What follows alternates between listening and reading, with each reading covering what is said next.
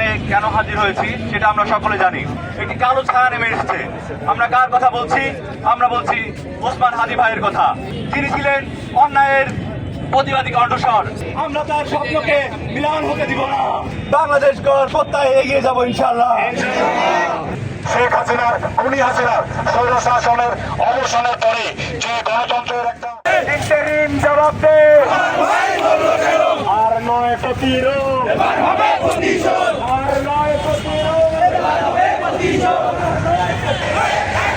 মোদির বিরুদ্ধে, মোদির বিরুদ্ধে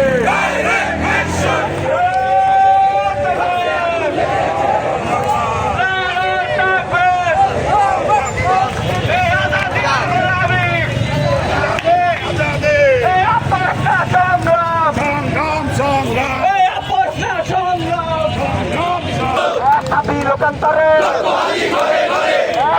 লোকান্তরে